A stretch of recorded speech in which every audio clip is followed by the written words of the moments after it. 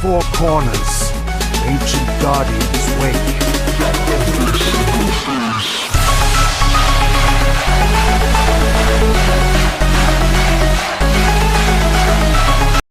The gastrointestinal tract is composed of mucosa, submucosa, muscularis, and serosa.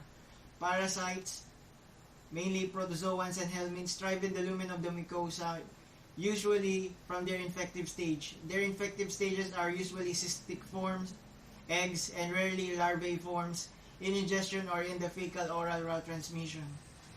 Helminths that are pathogenic can be obligate or facultative depending on their nature.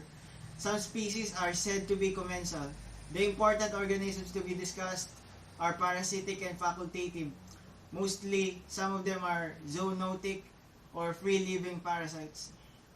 Besides the lumen of the GI tract, the lymphatic system, connective tissues, blood vessels, muscle tissues, and nerve tissues are affected when larvae and adult parasites travel and reproduce.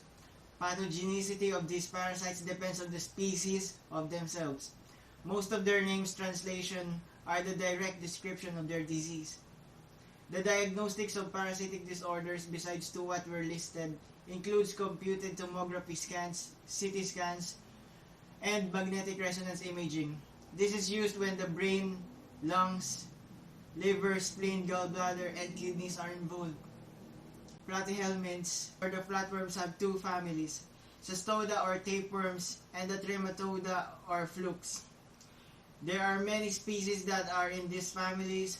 Those discussed today are mainly concerned and recorded to have had affected the gastrointestinal tract.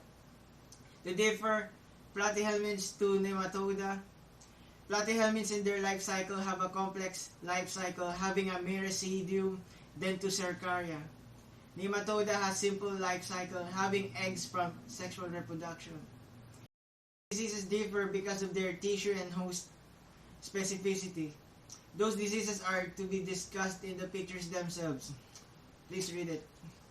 Because they have different diseases, their treatment may vary, especially when the symptoms are severe and had spread fatally. The common drugs are given. Of course, because they have different diseases, they have different symptoms. To the important side notes, in the case of hookworms, pica is not a disease but a disorder as a metabolic consequence due to the competition of nutrients in digestion.